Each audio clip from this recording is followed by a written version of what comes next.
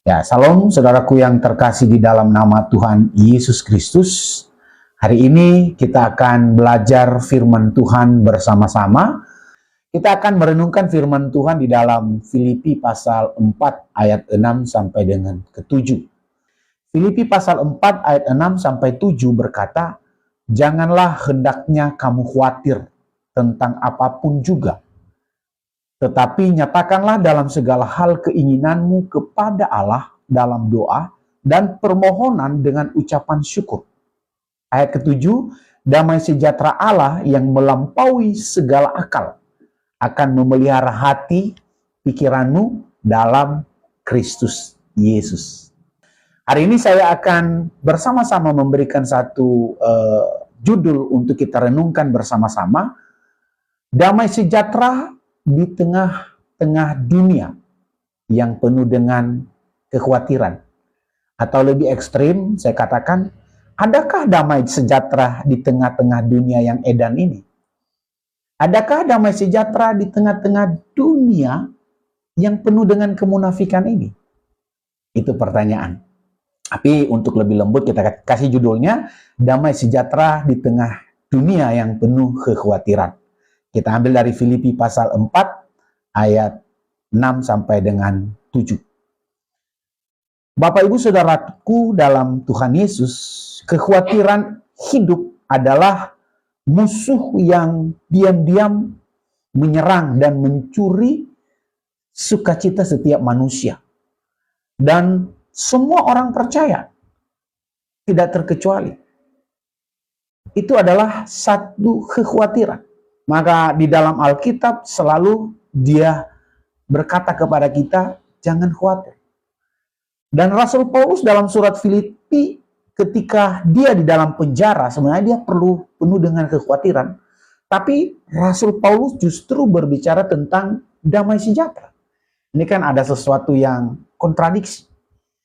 Dia di dalam penjara, biasanya kalau saudara mengunjungi narapidana, biasa mereka yang ada dalam hidup mereka itu kekhawatiran.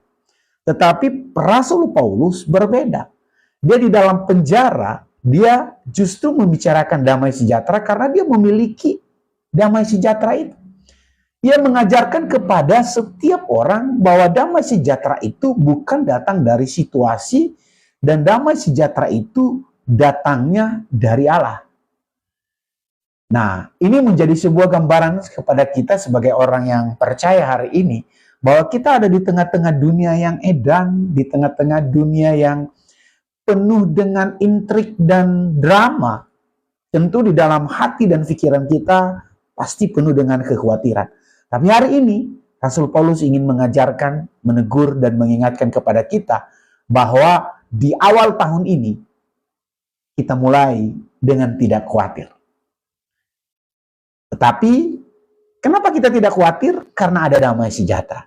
Nah, kita akan mencoba merenungkan beberapa firman Tuhan, bahwa damai sejahtera Allah ada di hati Anda dan saya. Damai sejahtera Allah itu sudah ada di tengah-tengah dunia ini. Damai sejahtera Allah sudah turun, bahkan di Natal berkata bahwa damai sejahtera sudah turun di dalam kehidupan kita. Yaitu siapa damai sejahtera itu? Tuhan Yesus Kristus.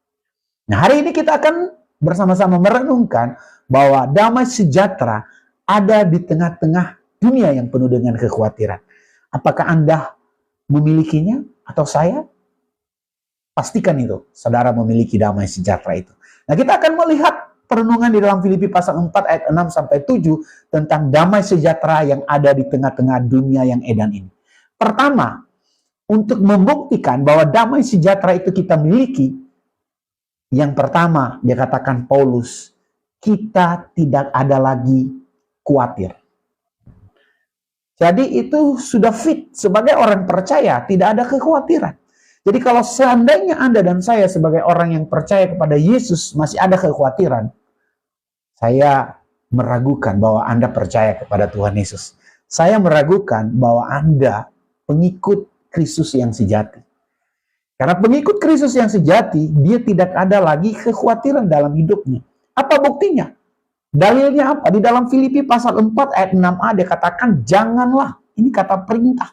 Dan kata ini berkata, janganlah hendaknya kamu khawatir tentang apapun juga.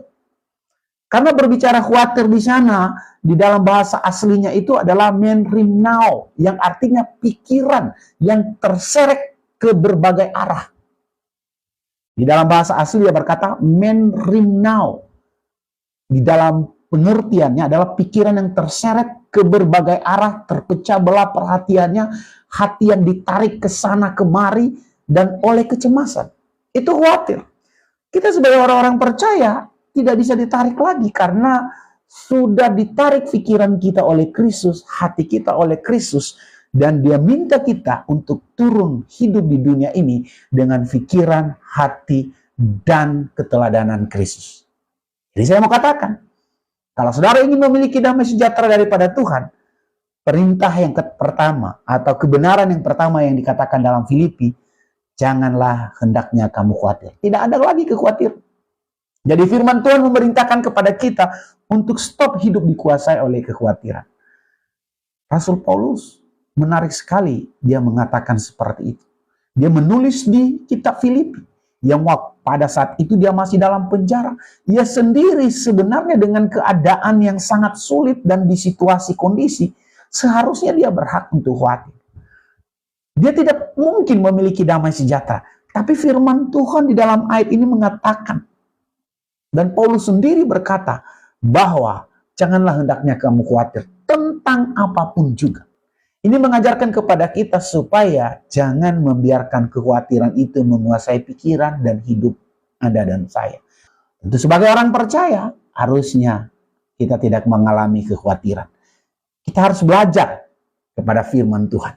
Dan dikuatkan di dalam satu ayat firman Tuhan di dalam surat Paulus, yaitu 1 Petrus pasal 5 ayat 7.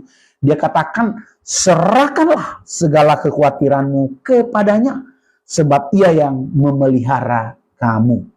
Serahkanlah segala kekhawatiranmu kepada Sang Pencipta, sebab ia yang memelihara kamu.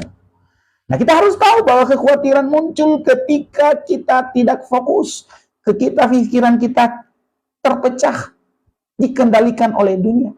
Sebagai orang percaya kita dipanggil bukan untuk menyangkal kenyataan bahwa di dunia ini memang penuh dengan masalah, tetapi kita mempercayai semua masalah itu kepada Tuhan Yesus. Dia yang berdaulat atas segala hidup kita.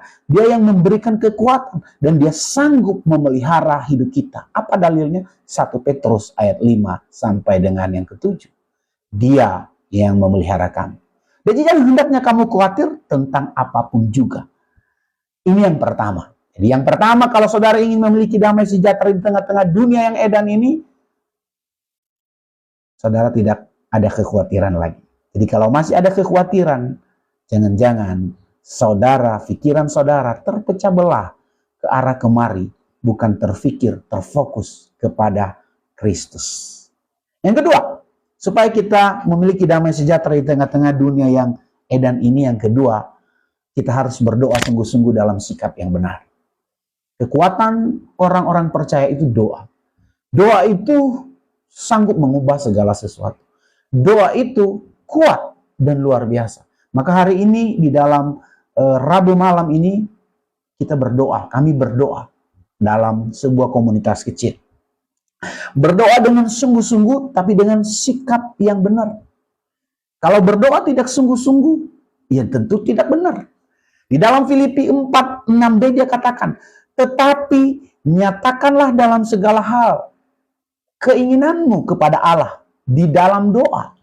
Jadi keinginan-keinginan Anda dan apapun itu jangan nyatakan kepada siapapun karena orang akan salah menilai. Tetapi firman Tuhan berkata nyatakan itu dalam doa dan permohonan. Tapi ada satu yang ditutup sana, permohonan dengan ucapan syukur. Waktu saudara meminta kepada Tuhan, waktu saudara datang mengungkapkan keinginan Anda, tapi ada satu yang saudara harus tutup. Tuhan bersyukur, kehendakmu-lah yang terjadi. Itu kata syukur. Dalam ayat ini kita diajarkan firman Tuhan bagaimana berdoa supaya melawan kekhawatiran. Doa kalau kita lihat di dalam bahasa Yunani, dia katakan proseuche. Artinya mendekat kepada Allah. Ini berbicara tentang hubungan yang erat dengan Allah yang datang untuk menyembah Allah. Ini yang disebut doa. Yaitu ada sebuah kedekatan antara makhluk yang diciptakan dengan Sang Pencipta. Kalau dalam bahasa Yunani dia bilang proseuche, yang artinya mendekat kepada Sang Pencipta, atau permohonan, atau deisis, atau permohonan yang khusus, spesifik, jelas kepada Allah. Jadi dalam permohonan itu bukan hanya berkata seperti ini, Tuhan tolong saya. Bukan. Tolong dalam hal apa yang harus jelas? Kita harus berkata, bukan hanya berkata Tuhan berkati saya. Berkat dalam bidang apa? Kita harus lebih spesifik berkata kepada Tuhan. Dan dia berkata, hendaklah nyatakan dalam segala keinginanmu kepada Allah dalam doa dan permohonan dengan ucapan syukur. Ya, Tuhan Allah ingin supaya kita jelas apa yang kita butuhkan. Katakan dengan spesifik. Dan apapun jawabannya, Tuhan memberi, Tuhan menolak, dan Tuhan mempending. Itu jawaban ucapan syukur. Karena ucapan syukur di sini kalau kita melihat di dalam pemahaman ayat ini, yaitu Eukaristia, yang artinya mengakui. Ucapan syukurnya adalah waktu kita memohon kepada Allah, kita mengakui kebaikan Allah dengan segenap hati sebelum jawaban doa itu datang. Kita berkata, Tuhan baik. Tuhan memberi, Tuhan baik. Tuhan menolak, Tuhan baik. Tuhan menunggu, Tuhan baik. Ini adalah sikap orang yang beriman dan percaya kepada Tuhan. Allah yang sudah terus bekerja dalam kehidupan Anda dan saya. Jadi yang kedua, saudara harus terus berdoa dengan cara yang benar. Bagaimana saudara bisa berdoa dengan benar? Nyatakan itu dalam keinginan kepada Allah, bukan kepada manusia, kepada siapapun, tapi ditutup dengan permohonan, dengan ucapan syukur. Jadi dalam setiap kekhawatiran hidup kita, kita jadikan itu sebuah menjadi momen kita untuk berdoa. Saat saudara mengalami gundah gulana sebagai manusia, dengan kelemahan manusia ini, saudara bawa itu dalam doa. Saudara berteriak kepada Tuhan dalam doa. Permohonan dengan pengucapan syukur kepada Allah. Dan Dia sanggup membebaskan pikiran dan hati Anda dan saya. Karena Dia berkata di atas tadi bahwa Dia akan memelihara kamu. Jadi yang pertama, damai sejahtera adakah di tengah-tengah dunia yang edan ini? Apakah saudara memiliki damai sejahtera? Saudara pasti memiliki. Kalau saudara punya Yesus, maka kekhawatiran dalam hidup Anda tidak akan ada lagi. Fit, pasti lenyap. Yang kedua, sebagai manusia, seandainya saudara ada keluhan, saudara akan ngomong secara khusus langsung kepada Tuhan. Dengan permohonan, dengan doa, dengan ucapan syukur, apapun jawaban yang Tuhan berikan. Nah yang ketiga, damai sejahtera Allah pasti akan memelihara hidup Anda dan saya. Di dalam Filipi pasal 4 ayat 7 yang ditutup oleh Rasul Paulus, damai sejahtera. Dikatakan, damai sejahtera, yang melampaui segala akal. Berarti dia melampaui segala akal manusia. Ya, akan memelihara hatimu dan pikiranmu. Manusia itu selalu adanya proses dalam hati dan pikiran. Tapi apakah dibahas secara akal tidak masuk akal? Iya. Karena ini urusannya spiritual kepada Tuhan. Melampaui segala akal akan memelihara hati dan pikiranmu di dalam Kristus Yesus. Kristus Yesus itu Injil. Jadi siapapun Anda, saudara orang hebat, gelar S1, S2, saudara butuh Injil. Saudara orang kaya, berapapun kekayaan Anda, saudara butuh Injil. Apa itu Injil? Kabar baik. Apa itu kabar baik? Kristus. Dan walaupun Anda tidak punya pendidikan, bodoh apapun bahasanya, saudara butuh Injil atau Kristus di dalam diri Anda. Kenapa? Karena ada damai sejahtera yang kita peroleh, yang diberikan kepada kita, yang melampaui segala akal logika dalam kehidupan setiap orang. Damai sejahtera akan memelihara kamu. Artinya seperti penjaga, peroureo. Dalam bahasa Yunaninya dikatakan proreuro. Yang artinya menjaga. Tentara yang sebuah kota selalu menjaga. Jadi Tuhan Allah yang menempatkan penjaga sorgawi dalam hati kita. emosi kita, dalam pikiran kita, dalam logika kita. Jadi kita yang sungguh-sungguh menyerahkan kekhawatiran, damai sejahtera itu akan memelihara hidup Anda dan saya. Saudaraku yang terkasih, apakah malam hari ini saudara memiliki damai sejahtera di tengah-tengah dunia yang edan dan tidak ada kepastian? Saya mau katakan ada. Hanya ada di dalam Yesus Kristus. Maka yang pertama tadi, kalau saudara percaya kepada Tuhan Yesus, maka saudara tidak akan mengalami kekhawatiran. Karena kenapa? Sang damai sejahtera ada di dalam diri Anda. Yang kedua, apapun keadaan Anda, saudara akan datang kepada Tuhan, berdoa, mengungkapkan segala keinginan manusia kita dengan sikap dan cara yang benar, yaitu ucapan syukur. Dan yang ketiga, damai sejahtera Allah itu akan memelihara hati dan pikiran Anda dimanapun Anda berada. Sehingga waktu saudara hidup di dunia, saudara menjadi orang yang bahagia, menikmati, bersyukur, dan orang-orang yang luar biasa.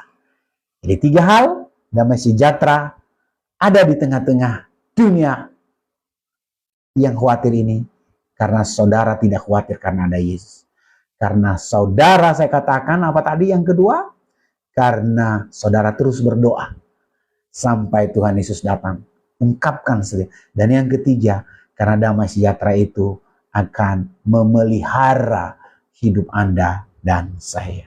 Amin. Demikian firman Tuhan yang saya bisa sampaikan. Biarlah menjadi berkat, anugerah, damai sejahtera Anda miliki, saya miliki. Amin.